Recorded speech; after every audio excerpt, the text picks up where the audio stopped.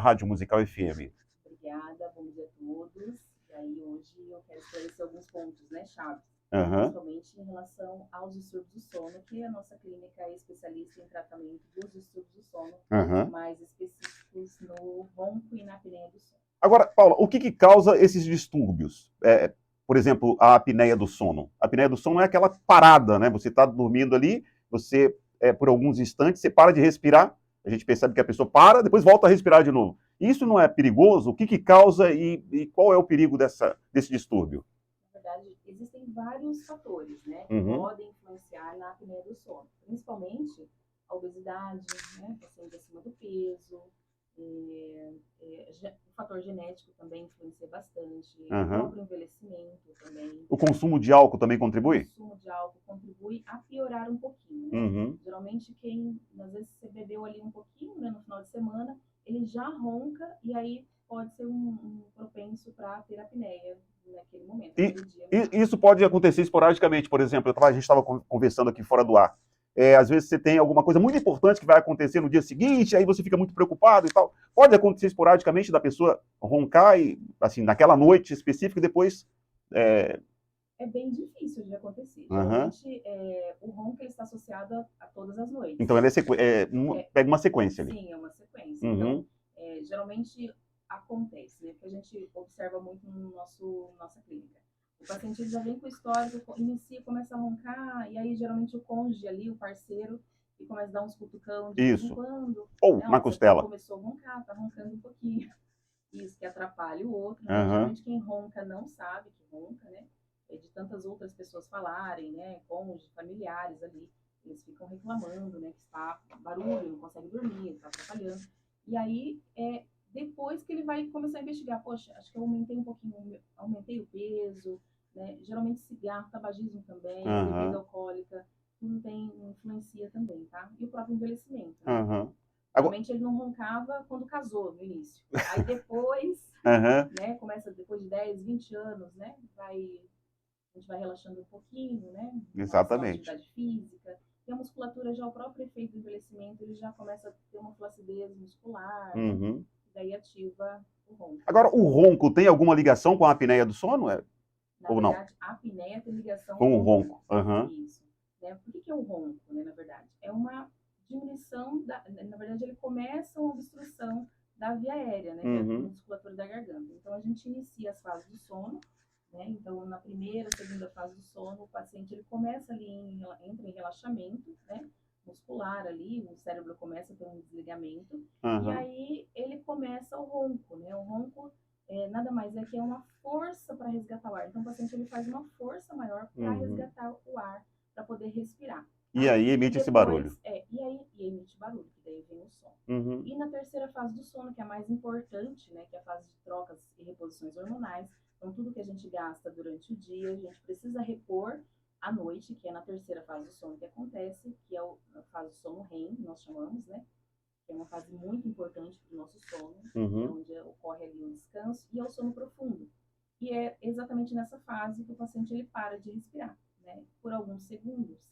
A gente considera ali uma síndrome da apneia obstrutiva do sono a partir de 15 segundos ali sem respirar. E qual que é o perigo, né, da apneia do sono, por exemplo? A pessoa pode ter uma parada totalmente ali, cardíaca ou não? Pode. Sério? Sim. Não inicialmente. Né? Primeiro a gente precisa investigar. Existem também os níveis e os graus das apneias. Nós temos a apneia leve, moderada, grave. Né? E temos também as apneias centrais, né? Que são o desligamento total do cérebro. No cérebro a gente tem um centro respiratório. E aí existem alguns pacientes que já têm apneia central. Né? Que quando ele entra em parada respiratória, ele parou de respirar, o cérebro, ele geralmente ele ativa para o paciente voltar a respirar. Então ele manda, por exemplo, parei de respirar, a musculatura, né? Parei, falta o oxigênio ali no sangue, no cérebro, no coração. E o que acontece? O cérebro, ele percebe aquela ativação e ele manda uma descarga de noradrenalina para o coração ele começa a bombear um pouco mais rápido, dá algumas arritmias, e aí o paciente ele volta àqueles engasgos, né? Ele volta, geralmente os pacientes falam assim, olha que interessante. Eu engasguei, engasguei. Exatamente. Né, eu escutei meu próprio ronco. Às vezes também um parceiro, né, escuta ali que ele voltou com os engasgos, parou de respirar e voltou com os engasgos um pouco mais fortes. Então, o que é importante a pessoa saber é que o ronco não é normal. Né? Muita gente fala, não, eu sempre ronquei, não tem problema nenhum, mas não é normal. Não é normal, Marcos. Hoje em dia o ronco, ele já é considerado uma doença do sono, né? Então, geralmente, o que a gente observa, muitos pacientes, eles ficam até... O ronco, na verdade, ninguém gosta de falar que ronca, né? É verdade. É a primeira coisa, né? Então, quando a esposa ou o esposo começa a reclamar muito, às vezes tem aquela separação dos quartos, né? Vai dormir em outro quarto, e aí já começa a ter aqueles conflitos mesmo, né, dentro de casa. E aí ninguém quer falar, quer ir no consultório e falar que ronca. É verdade, é verdade. Eu conheci um cidadão que a esposa dele teve que gravar para mostrar para ele que ele roncava. Porque, ele não, eu não ronco de jeito nenhum. E aí teve que provar. Mas a gente está falando aqui né, dos problemas, das causas, etc. Agora, Paula, a clínica do sono é especialista, você acabou de falar, é especializada justamente nisso, né, na apneia do sono e no ronco. E qual é o tratamento? Por exemplo, a pessoa já desenvolveu essa apneia, já ronca. Como é que funciona o tratamento da clínica do sono? Geralmente a gente vai investigar, né, através do exame de polissonografia, para saber o nível dessa apneia, né, se está leve, moderada, grave. E, geralmente, pacientes que têm apneia moderada a grave, né, o tratamento hoje padrão ouro, existem vários tratamentos, né, no mercado hoje, mas o tratamento padrão ouro, Marcos, é o CPAP, que é a utilização de uma máscara, né, que ele vai usar só para dormir. Tá? Então, existem vários modelos de máscaras leves, confortáveis, e a gente faz toda a adaptação para esse paciente, né, nossa clínica. Ele não vai só escolher a máscara ali, a gente adapta a máscara para ele, geralmente também com o suporte todo ventilatório que ele vai receber durante a noite, tá? E ele vai dormir a noite toda, não tem barulho nenhum, ruído no quarto, nada. E às vezes os pacientes, quando eles vêm com tratamento, eles ficam um pouco receosos, assim, vou ter que usar uma máscara para dormir, né? Mas a máscara é super leve, não tem desconforto, ele consegue fazer todas as mudanças, né, necessárias ali quando a gente está dormindo, não tem nenhum problema em relação a isso. Né? Agora, essa máscara, ela é por um período determinado, por exemplo, o tratamento vai, vamos imaginar aqui, sei lá, 12 meses, 18 meses, você vai utilizar aquela máscara para que o seu organismo aprenda novamente a funcionar de forma correta, ou essa máscara, o uso é direto?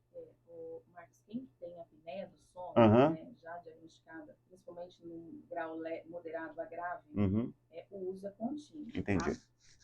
Porque foram várias em relação àqueles fatores que a gente já associou. Agora, existem pacientes jovens, né, muito jovens, que adquirem apneia do sono, por conta da obesidade, né? Esses pacientes, a gente tem como fazer um tratamento em conjunto, né? Ali também um fator nutricional, as mudanças de hábitos, né? Atividade física, exercício. Quando eles perdem muito peso, né? Aí a gente já faz uma nova reavaliação para ver se a gente consegue ou não tirar o paciente do tratamento. Era justamente isso que eu ia te perguntar. Existe, assim, por exemplo, uma incidência maior com relação à idade, ou não necessariamente? Por exemplo, tem um jovem aí com 16, 13 anos que já tem apneia do sono e já desenvolveu o ronco?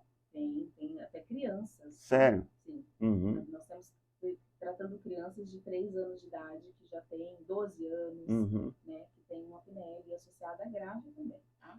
E tem alguma coisa, por exemplo, pode ser hereditário isso, não é genético? Pode ser hereditário. Então, se você já sabe que seu pai ou sua mãe ronca ali, vamos investigar, né, que talvez possa ter, futuramente pode trazer alguns prejuízos também, tá? Principalmente na sua qualidade de vida. Perfeito. Agora, Paulo, o pessoal que está nos ouvindo aí, né, descobriu que agora o ronco não é normal, né? O marido ronca, a esposa ronca, os dois roncam, e os filhos roncam também. Então, esse é o momento de procurar fazer esse tratamento, procurar a clínica do sono. Fica onde a clínica do sono aqui em Campo Mourão? Nós estamos ali na Ney Braga, número 281. Em frente à casa de Portas de Madeira. O pessoal que quiser entrar em contato, tem um número de WhatsApp, tem que ligar? Como é que funciona? 449-8841-7557. É aquilo que você falou, é importante que a pessoa vai ter que passar antes por uma avaliação, para ver o grau, o nível que está, para aí sim iniciar o tratamento de forma adequada. Sim. Muito bem, Paula. Interessante também, eu queria só deixar uma orientação aqui. Nós falamos que a apneia de sono, né, ela não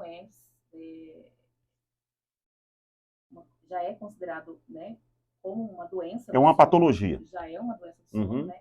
Então a gente precisa investigar para que não traga problemas futuros, né? Porque a gente pode desenvolver um infarto, nós podemos desenvolver também um derrame cerebral, né, que é o AVC. Sim. Né? O paciente ele pode tem muitas doenças também neurológicas, né, degenerativas, como Alzheimer, o Parkinson, que já tem correlação com a apneia do sono. Tá? Então, não tratado, isso futuramente pode ter algum prejuízo na sua saúde. Tá? Exatamente. Então, o pessoal que tem aí, que já sabe que tem, né, tem que correr atrás, tem que procurar o tratamento, porque pode gerar a apneia do sono gera outras doenças aí, você acabou de falar, o AVC, né, problemas neurológicos, enfim. Então é importante que a pessoa busque o atendimento. Paula, eu agradeço a sua participação aqui em 100.9, você fique à vontade, se quiser colocar mais algum ponto, que eu não perguntei. É isso mesmo, muito obrigada, viu? Você repete, por gentileza, pra gente aí o WhatsApp lá da clínica?